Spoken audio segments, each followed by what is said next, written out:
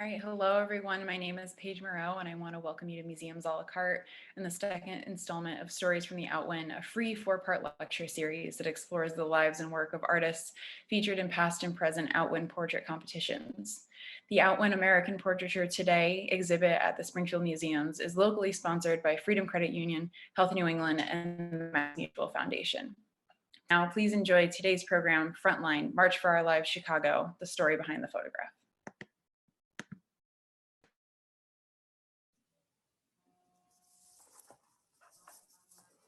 Good afternoon, everyone. It's such a pleasure to be here. Thank you so much, Paige. Before starting, I would like to acknowledge that I am speaking from Washington, D.C., from the native lands of the Piscataway, Pamunkey, Nacotchtank, and their descendants. My respect and gratitude to them for the opportunity to work in this land. My name is Taina Caragol, and I'm curator of painting and sculpture and of Latinx art and history at the National Portrait Gallery. And I am absolutely delighted to be collaborating with the Springfield Museums in this series of conversations with artists in the Outwind American Portraiture Today. As Paige just mentioned, the Outwind American Portraiture Today is on view right now at the Damour Museum of the Springfield Museums. And this exhibition is the result of the National Portrait Gallery's triennial Outwind Bootcheaver Portrait Competition, which was established through the generosity of Virginia Outwind Bootcheaver, who was a docent at the National Portrait Gallery for almost 20 years, a very dedicated person to the arts and to supporting culture. And she endowed the competition as her gift to the nation and to portraiture artists, knowing that portraiture is an art that connects people, that creates social cohesiveness. And we're grateful to her and to her children for continuing her legacy. I had the pleasure of co-curating this past competition with Dorothy Moss, my colleague, whom you will hear from next week. And the next competition, I will have the privilege of being in charge of it. I'm the director of the next competition, and I will be co-curating the resulting show with my colleague Leslie Oreña, curator of photographs. We have a fantastic jury panel with jurors Kathleen Ashmealby, curator of Native American art at the Portland Art Museum, art critic and poet John Yao, photographer Kathy Opie, and multimedia artist Ebony Patterson. And if you're an artist, you still have a few more hours to submit your recently created portraits. The call for entries is open until tomorrow, midnight Mountain Time. If you want to know more, to know the rules, please visit portraitcompetition.si.edu. And today I am absolutely delighted to moderate this conversation between documentary photographer Sandra Steinbrecher and students Alhaji Jalloh, Jasmine Alvarez, and Arlyn Benitez, who graduated from the class of 2020 of Prosser Career Academy in Chicago. The subject of our talk today is a photograph, Frontline, March for Our Lives, Chicago, which was one of the 46 finalist works selected among almost 2,700 entries in the Outwind 2019. Our guests will illuminate the story of this photograph and also how this image has shaped their relationship, their friendship. Thank you all for accompanying us today. Thank you, Sandy. Thank you, Jasmine and AJ and Arlyn. It's great to have you. Thank you for having us. Let's start by remembering that day that you captured in that photograph, Sandy. It was March 24, 2018. Maybe some people in the audience can remember. It was an inordinate day of massive protests around the world and through the US as well. And the protests were against gun violence.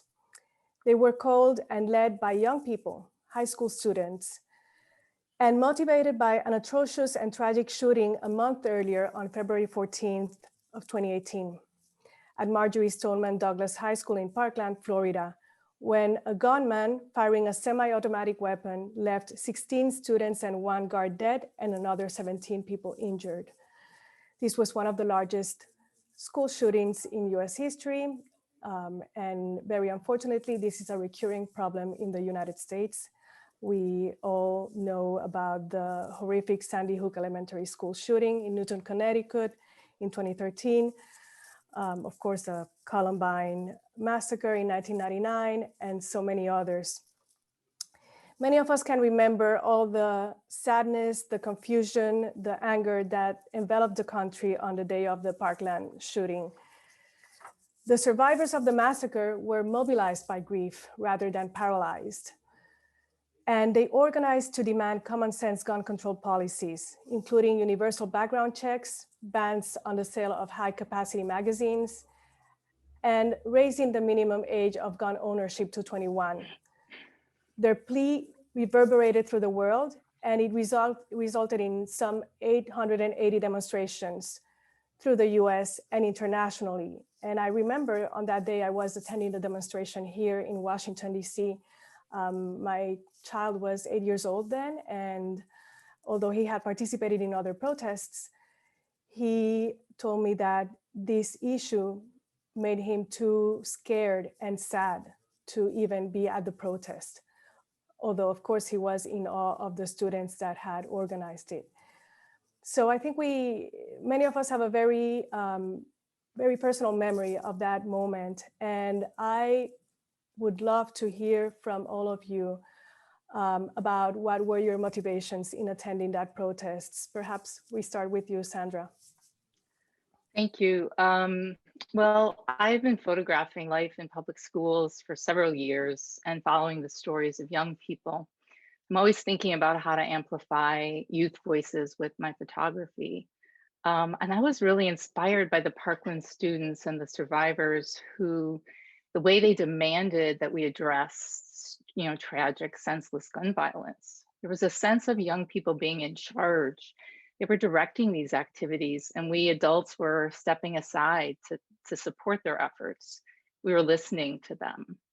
I felt compelled to attend the march, and I went in solidarity. I went as a mother, as a human being, and as a photographer.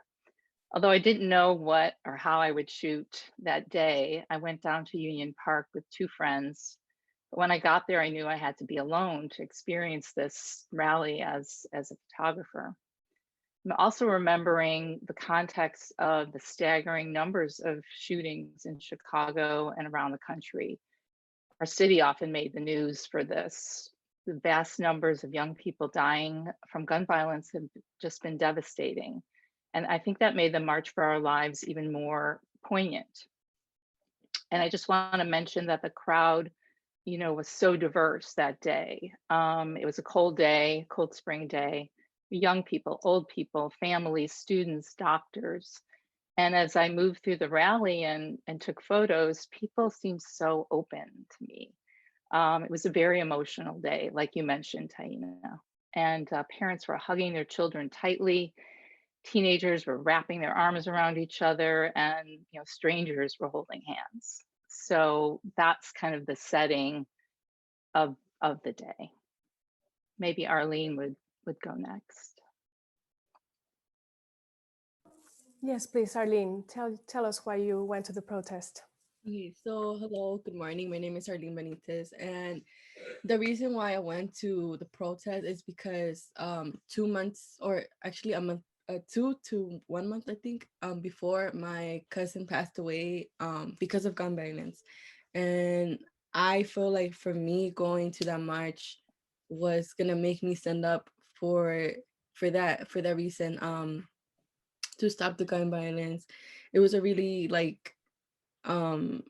terrific moment for me to go through. Like it just brought me down as a happy person. It made me go into depression, and me going there made me feel like my cousin was there. My cousin was watching over me, and it does sadden me because now every time I hear anything to do with gun violence, I think of my cousin. I think of like how I was always with him before, like spending his mom's birthday, and for then later to find out that he passed away because they shot him in the head.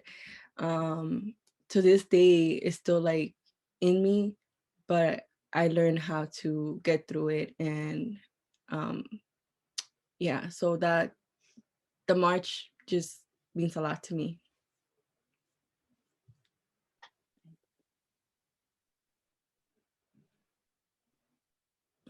Thank you for sharing that, Arlene.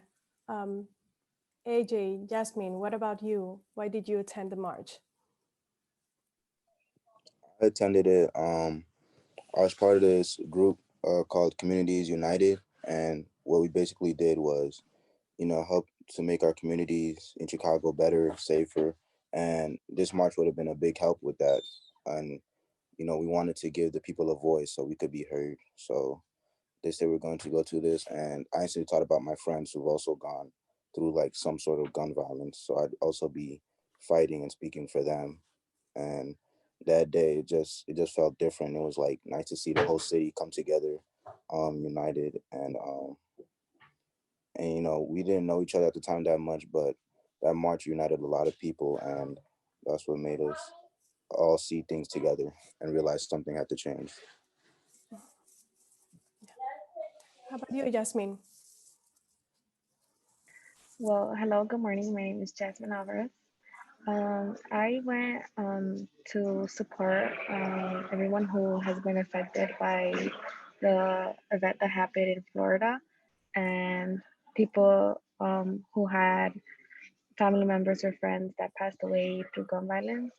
I just went there for support, and I wanted to be there so that people can see that it was a big problem and it still is a big problem, and that hopefully there could be a change.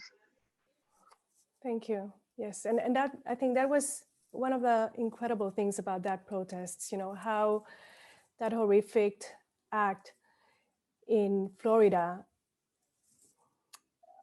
how it transcended that place, how we could all see the vulnerability that our children, that youth, that people in general face through the country because of lax gun laws.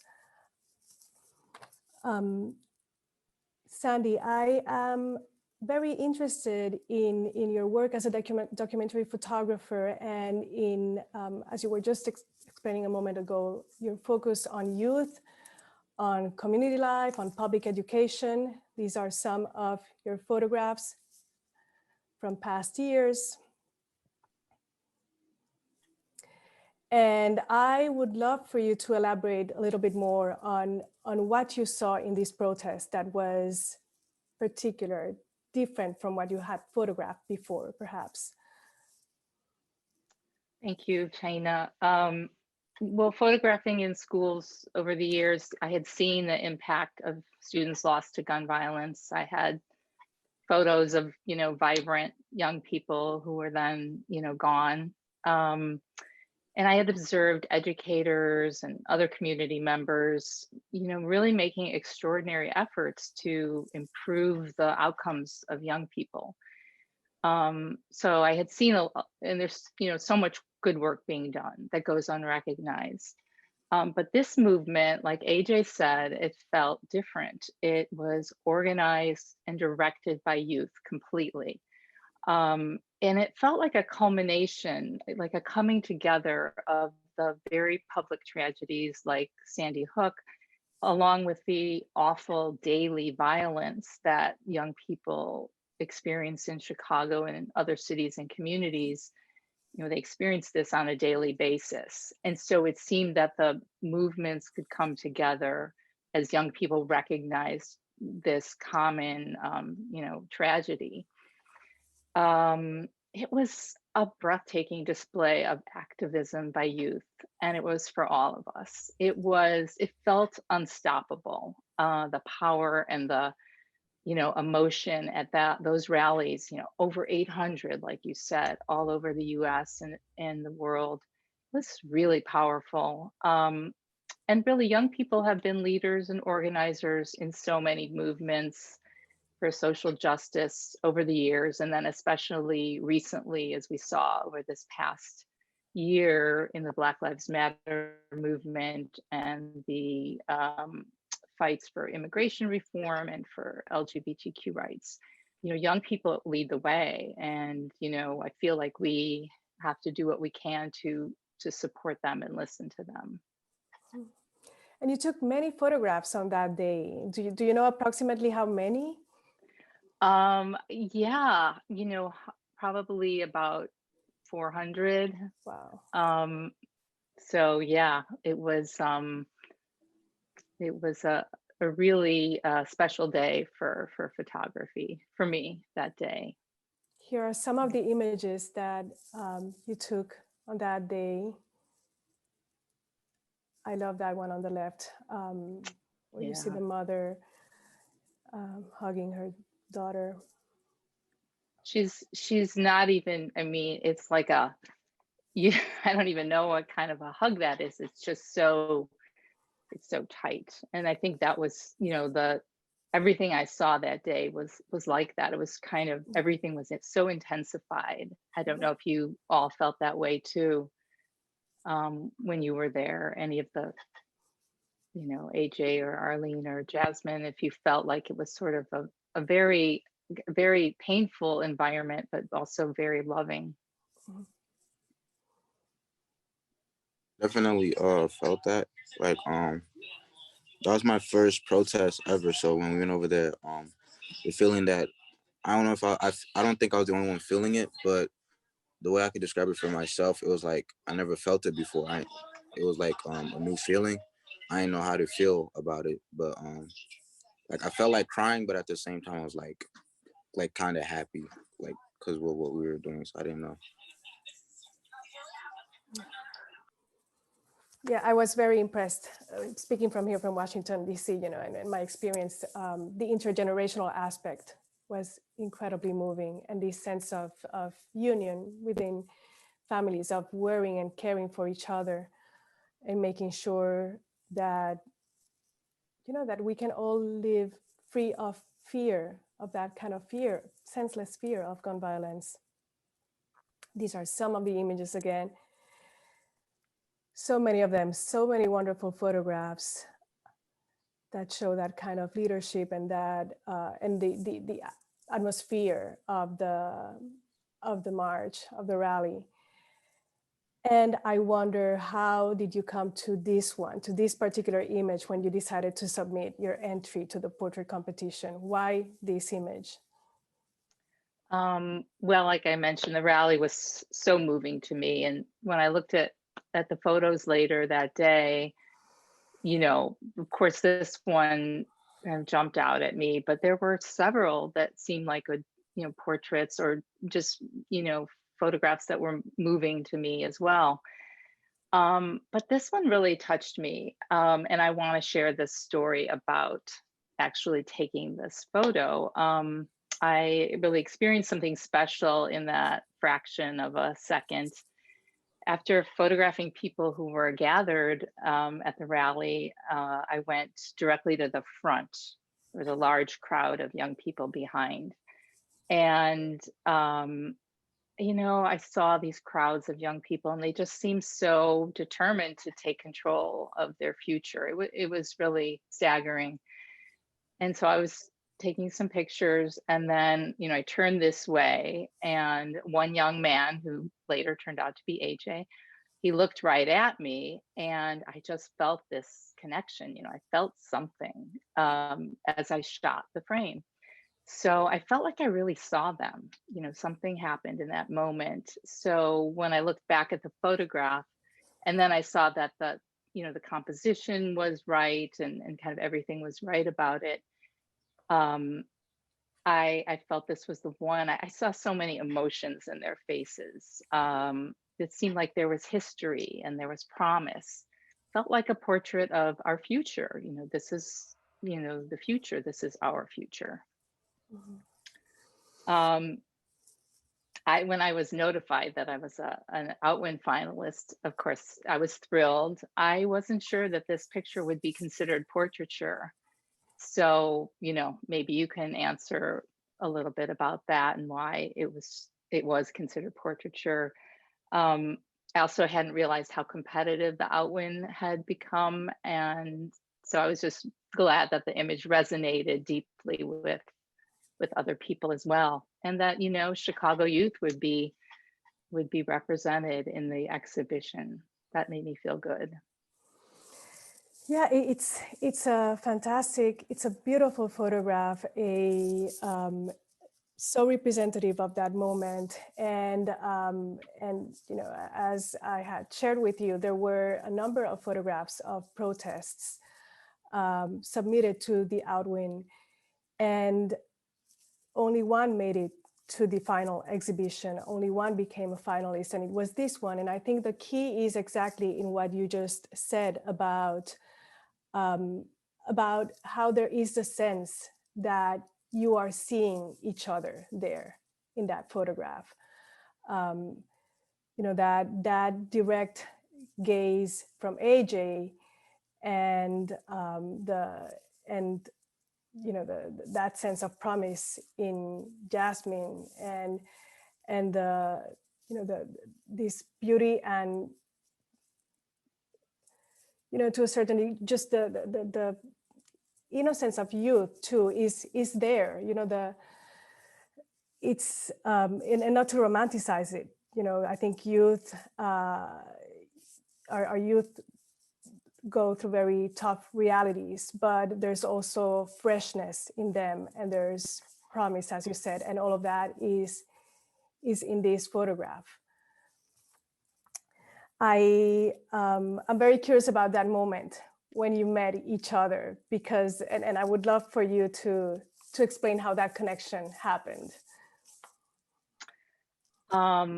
So I had looked at the image many times and kind of wondered who they were. And I thought about, you know, what is my responsibility here? I felt like I'd been given, you know, an honor, and that I wanted to share it with them.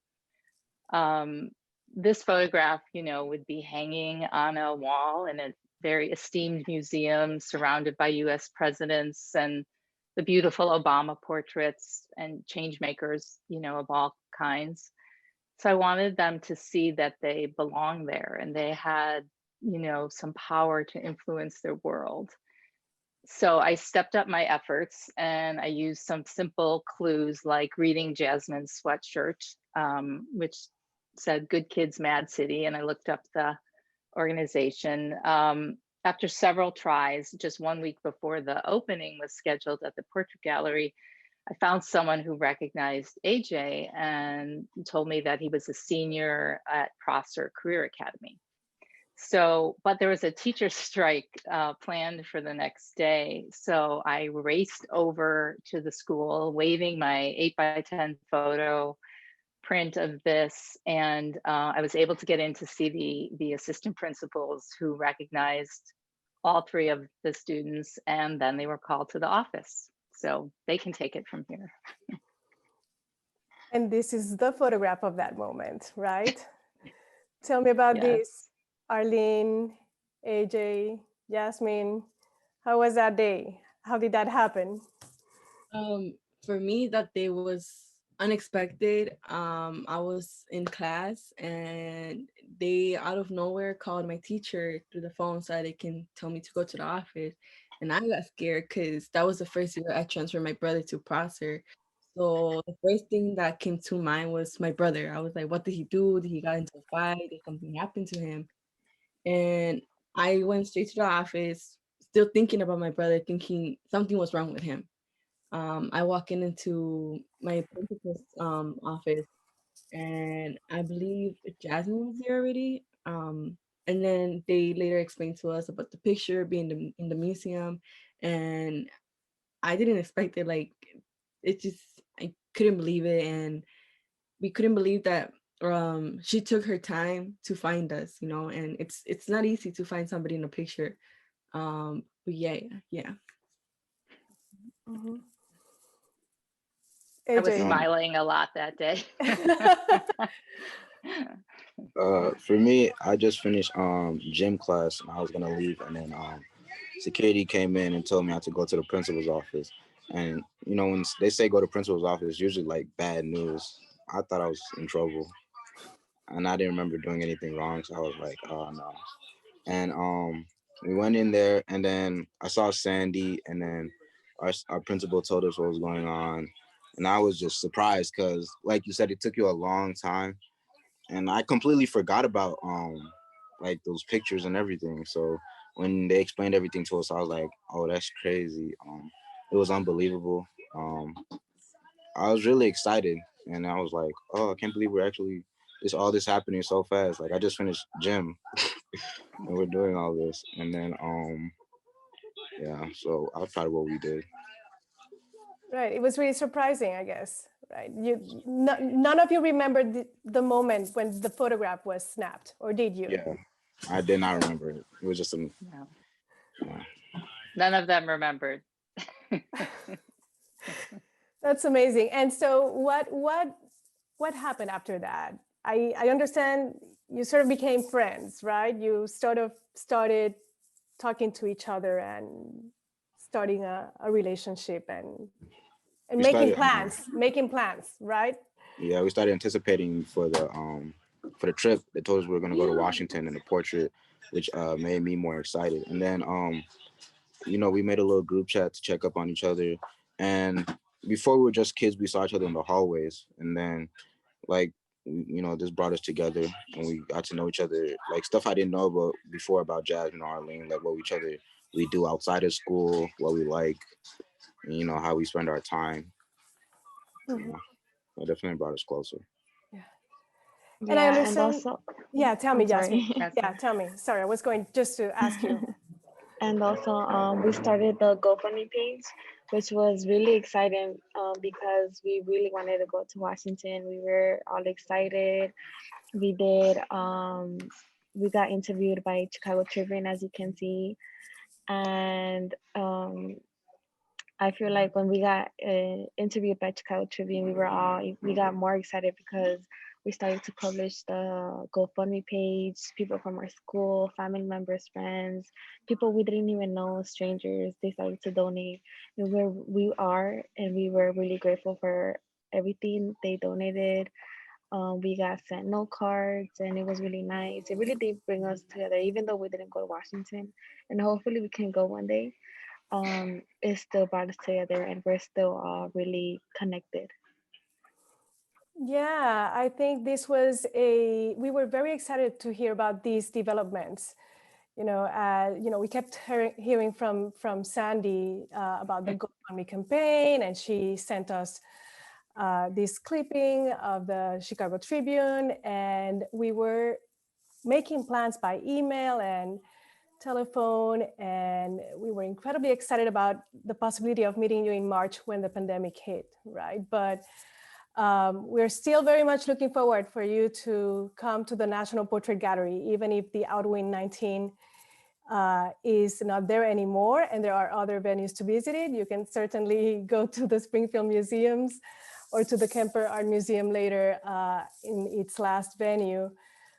But we're very much looking forward to having you in Washington, D.C. And however, this was not, you know, I feel like this photograph was very much the beginning of something, and of something that will last. And it kind of goes back to that theme of the protest also, and the intergenerational aspect of you relating to each other, of you becoming stronger friends, and also having a new friend in Sandra. And Sandra, tell me, well, perhaps you all can tell me about these photographs that Sandra took of you in the interim before, you know, between meeting you and before the pandemic hit, when life was normal and we could be outside without masks. Well, I had been planning to document their last semester of high school into graduation.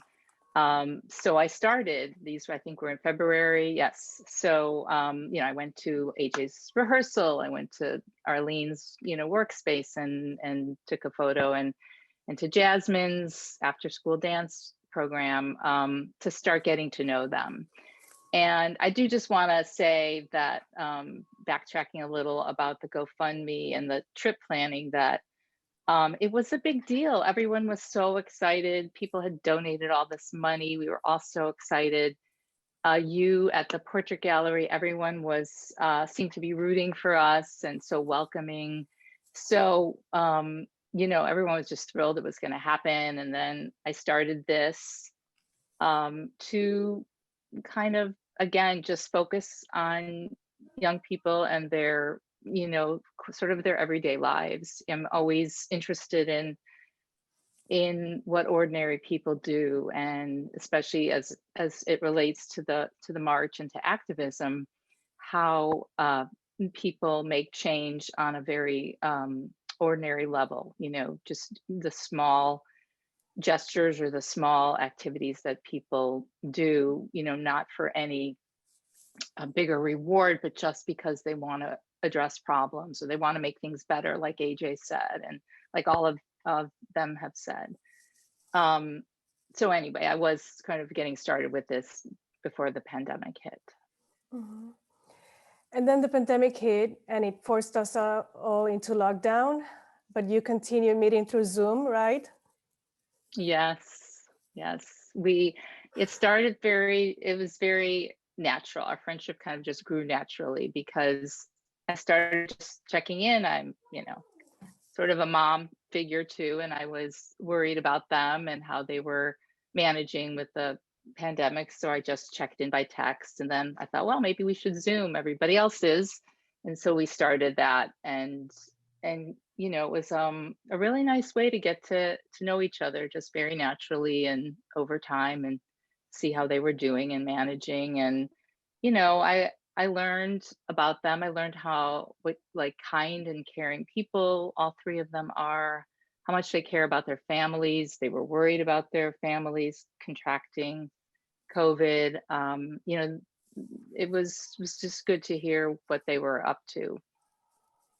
And, staying connected over a year like this, looking back at that now seems like, oh yeah, that was important to do just in any way you possibly can, to stay connected. Everybody was so isolated. They couldn't see their friends. They couldn't go to their prom or their graduation or, any of that. So I kind of had an ear to them.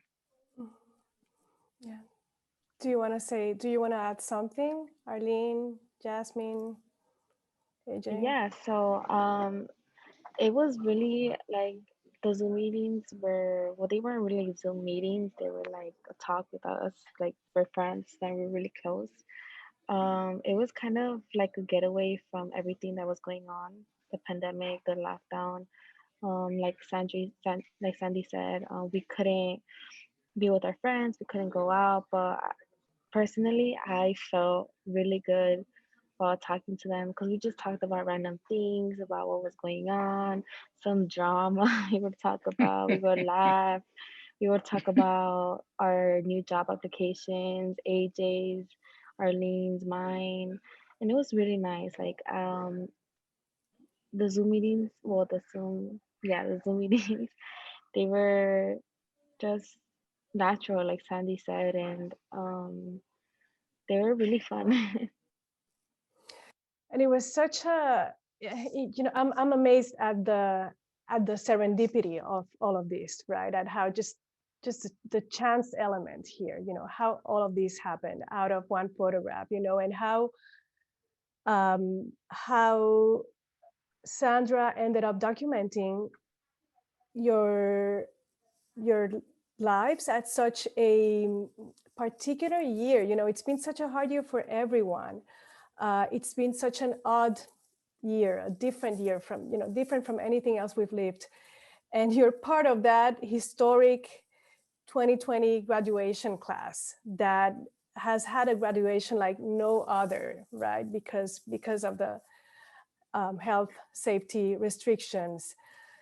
And I just imagine that it must have been incredibly special to have someone who was becoming your friend document that moment for you, for yourselves individually. We all like to have those memories, but also for posterity. I think generations from now, these photographs will be just really, really interesting, and will say something about this moment. And maybe you can tell me what this photograph is.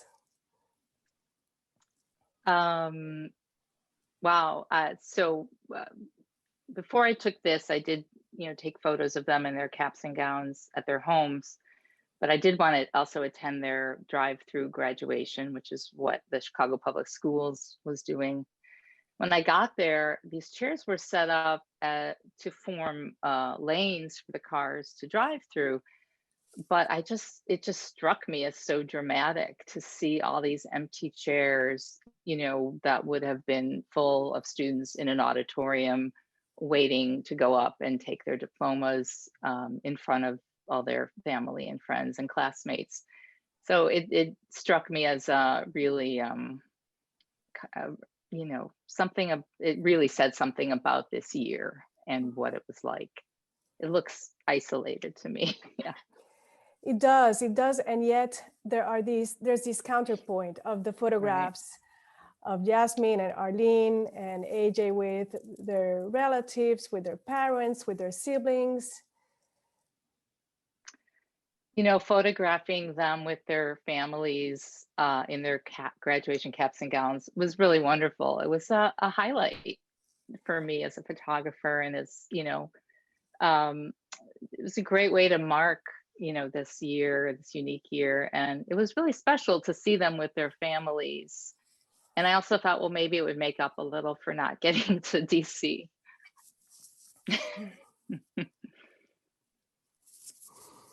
Which are your favorites? Arlyn and AJ, Jasmine. It was hard to choose. As you know, there are many, many, many photographs from that graduation day. And I have to say, it was not easy to make a selection because there's so many that are just very, very touching and beautiful. For I'm me, like, sorry. Wait. go ahead. For me, it was the one with my mom and then my family. I feel like my family are a huge support system. They have always been there for me, and they always give me advice. And I know that no matter what decisions or what decisions I gotta make, they're always there for me, and like they show it to me, and they're so supportive. So I'm always gonna be thankful and do my best for them because I always. My favorite would be well, they're all amazing. I like all of them. But if I did have to pick, the ones that are graduation, because it's like us at the graduation, it's like telling COVID we don't care. We still did this, we still graduated. Told COVID to kick it. With masks and all, but Right. still celebrating that moment. Yeah, for me, it was all of them were amazing. They were all great. They all captured something special. But I was telling them, AJ, Arlyn, Sandy, and Taina, how they're all so pretty. So I don't really have a favorite one. They're all amazing. And we all look good. Well, Beautiful. And it was a year with so much happened. It was such an eventful year, in addition to the health crisis, but it was also an election year, the year of the Black Lives Matter protests, and when the movement really took a lot of momentum due to terrible, terrible events and the deaths of many people of color at the hands of police violence. And so here, I'm very interested in this particular photograph. How did the idea of photographing your first election, right? The first election where you voted, how did that idea come about? And how did you feel on that day? How did you feel about being photographed on that particular day? Do you want me to start? Oh, okay, Sandy. well, I just, I realized it was their first election. Well, a few weeks before on the Zoom call, they probably remember, I started asking if they had a plan to vote and, making sure that if they had any questions about voting, that they were ready, and they were all ready to vote. So I was really, really happy about that. And then it struck me that, yes, of course, I've got to photograph it. So the day, they're each at a different polling place in all ends of the city.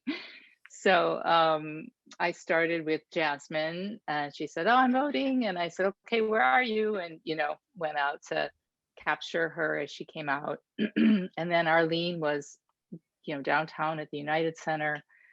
And I got her, and then AJ, texted me later. So it was a really fun day to go to these different polling places, and just so happy to see them engaging in their first voting. But I'd love to hear from them.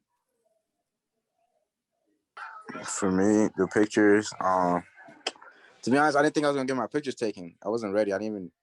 My hair was a mess that day. I didn't take care of my hair. But I know that took care of my hair. She just she said we're gonna take pictures. I was like, oh, okay, cool. Took the pictures. Voting felt nice. I almost didn't want to, because when I saw that Biden and Trump, it just reminded me of two little kids arguing. So I was like, what's the point of voting? But then I was like, nah, if you want to make a difference, we got to do something. So, I went down there and voted. How about you, Arlyn and Jasmine?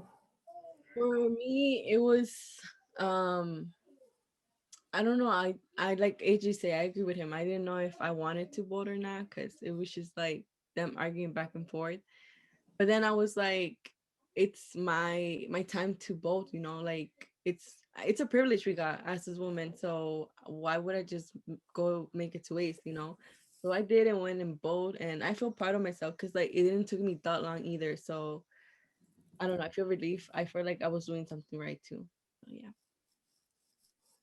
Yeah, and I also felt great voting. It was my first time. I did it especially for my parents, because as Arlene said, I have the privilege to vote, and some people don't, not just only for my parents, but for other people who can't vote and are wishing and expecting a change. So that's what I've always wanted. I've always said that I was going to vote. I took my brothers to vote, and I'm the youngest.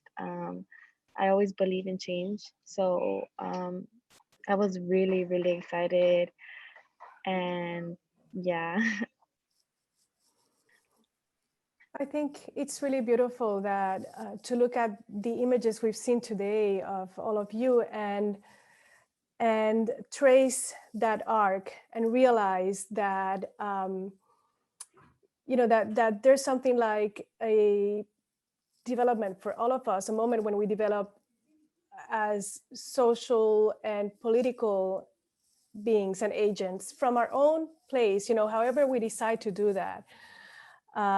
Sometimes in a very small way that starts just with ourselves and with our families, with our inner circles, and sometimes in a macro, in a broader way, being part of a movement, or running for office, or whatever shape or form that might take. And it's quite remarkable to see that process in these photographs, from your participation in the March for Our Lives until that moment in which you voted. And I know there are many, many, many more photographs to take, because the future is full of possibilities. So I wonder if you have any closing thoughts before we go to our Q&A. Sandy, I know when we were preparing for this, you mentioned how being part of the Outwind made you have a different perception of your own work as a documentary photographer, and I would love for you to talk a little bit about that before we go to the Q&A. Yeah, I remember telling you that, and I mentioned it briefly about the moment that I took the photo, and what I felt, and then when it was selected, I really questioned myself and my practice of photography, and how I was really seeing people, and was I really seeing them. And so it's given me a lot of cause to consider how to really see people, how to listen, how to look for clues and ways to open yourself up to that, because that, you know, really is the definition of portraiture on some level. The non-academic definition would be to, you know, really see someone. And it's also a way to really be connected with people, if you really see them, if you really hear them.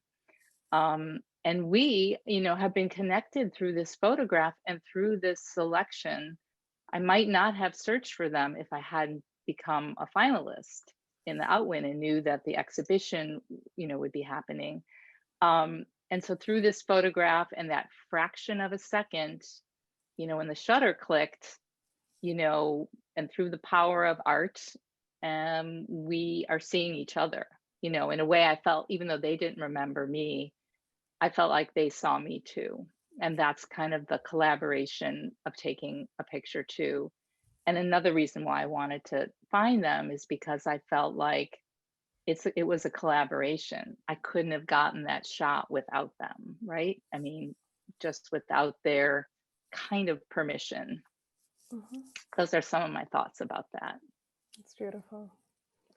And I also just want to thank the Springfield Museum for hosting us, and for you so much for moderating and preparing for this. And, you know, all these students who are busy and they took their time to come and be a part of the conversation. It wouldn't have been as much fun without them, right? No. So, and everybody who's listening and going to view it later, thank you. Thank you. We appreciate it. Thank you. If everyone's ready, I think it's probably a good time to switch over to Q&A. I actually have a couple questions and comments already coming in. Terry from, I think your high school, is writing, "I'm so proud of these incredible students. You continue to inspire me, and so many miss you all." And then I do have a question from Ed and Kathy. I think this is directed to Sandy. They ask, "Black and white photo has a timeless quality, but did you also print a color version of the photograph of the three students?" Very simple answer, no. It is a good question, and I actually always consider it now, but my background is in black and white photography and in printing, silver gelatin printing. So I tend to really look for when a photo should be in black and white and when it should be in color. And this one seemed very black and white. And like they said, it does have a more timeless quality to this way. Thanks. Thank you. I have a question coming from Aaron. They ask a question for Arlyn, Jasmine, and AJ. "The past year has been difficult in so many ways. What are you looking forward to this year and for the future, and what are your plans?" So I could go first. I am looking forward to finish school, my first year of college. I want to be more use. I don't know how to say it. I just want to go and make a change somehow, help people out. For the future, I want to do the same. I've always been all for helping out anyone really. I am currently in nursing. Like I'm going to major in nursing, and in 4 years I want to graduate college and then go into nursing school. But I still want to become an activist and show young people that there is a change and there will always be a change. And to fight for what we want. You know, it's important. We have the privilege to do it, and we don't lose anything trying. So yeah. Wonderful, thank you. Arlene or AJ, do you want to take over? Yeah. So I agree with Jasmine. I'm also looking forward to doing more change into this world for good. be involved in many more activities. Uh, uh, Also, I'm looking forward to for this pandemic to be over. So we can all like do our go back to our regular life and go back to what we were doing and be have a little bit more freedom and not having to worry about like catching COVID-19. But yeah. I agree. I'm looking forward to, back outside without having to wear a mask wherever you go. Um, we're going back to everyone going back to school. Um, but yeah, and like if the time ever arises again, hopefully, we can get another chance to stand up for what's right. We're always gonna want to do that. Always gonna have the chance to do that and focus on my career of being an actor. That's my dream. So I'm gonna continue uh doing that until I achieve it. And yeah, keep doing what's right. Awesome. Also, I forgot to mention, sorry, that hopefully we can go to Washington with Sandy in Yeah. the future. Hopefully, because our fingers are crossed. Definitely. I have another question from Michael Dimitrov from Chicago Park District. He says first, congratulations to you all. What would you like to tell other young people about how you have grown through this experience and how you might feel empowered to continue to advance yourselves? To those kids out there, if you ever get a chance to do something like this, definitely do it because not only is it gonna make everyone else like feel better, it makes yourself feel better. Like you feel good about what you're doing. Like if you're ever confused, you don't know if you're doing something right with your life. This is definitely something that will you'll know you're doing the right thing. And it's just helping us people together make the world like a better place. So don't be afraid to use your voice. If you got one, use it.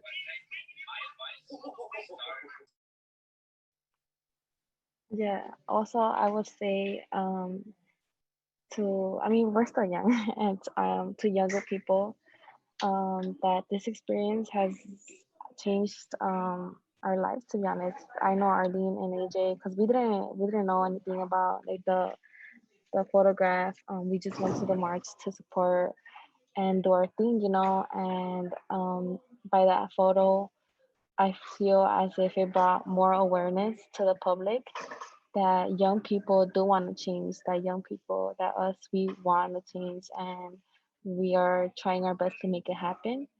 Um, and to, as I said, to fight for what we want because there's always going to be a better way to fix things. I agree with both of them. I feel like us as teenagers, young people, we should be able to stand up for what we think is right. Never stay quiet. If you want to do something and stand up for that, then do it. Don't be scared. I feel like you gotta stand up because there's other people around you who you might not know that are scared of. Like if they don't feel alone, then they will be able to raise their voices too. And yeah, just yeah. Great, thank you. I have another comment. This comes from Sandra Shimon at Proser. They say, we're so glad that these amazing young people have this platform to tell their stories. We're so proud and grateful for them and grateful for Sandy for making opportunities available to them. These students make me hopeful for the future. I think we can all agree with that. They were very helpful to me too, both Ms. Shimon and Mr. Beatty at Prosser, and they helped and agreed, with everything that all our plans to go to Washington, D.C. and to help, keep moving the project along. So I appreciated that.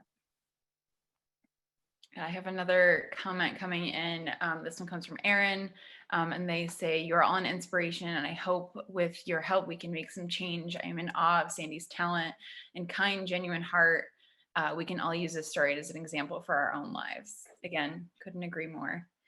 If there are any more questions from the audience, feel free to pop them in the Q&A.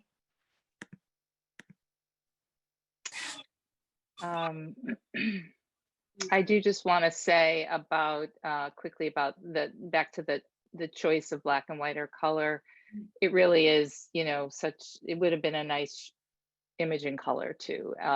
It just, my sensibility and the day and kind of the intensity behind the photo for me felt like, you know, the black and white was the choice, the correct choice. I also wanted to, you know, print it myself, and I really wanted to have my hands on everything. So, you know, that was my sensibility for this image. But I do appreciate color work. Yep. I have another question coming from Terry, and they asked, do any of the students have any interest in photography after seeing these amazing images? That's interesting. Yeah. I'm not interested in taking pictures, but you know, I'll continue getting my pictures taken. So for me, Sandy had sent us a photo when it was snowing. She sent a picture of like the water drops in the window. Now, and then it was really, really nice. And I also have a window and there was water drops. And I tried to take the photo to see if it was like to see my Sandys. And no, like I was like, this is not for me. Like everyone has their own talent. Yeah. But Yeah, I've always loved her work, and I just don't know how she does it. She's really, really talented. She's amazing. Um, Sometimes I wish my photos would come out as like hers, but they don't. Um, but yeah, she's such an inspiration. yeah, I agree. You need like a certain eye to do what Sandy does. You know, like Sandy got talent with what she does. Because like she said, like, if we just went around and just took like a picture of something random, it would not look the same. So yeah, Sandy, something. For me, it's something interesting, you know, because like every picture has a story behind it. I do try to take pictures, but they don't come out as Sandy's. But yeah, I like her work though.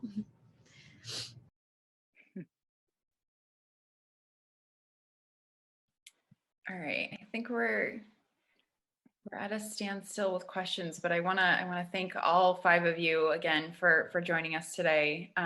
It's so great to hear how you all came together and the story that kind of grew out of this photograph.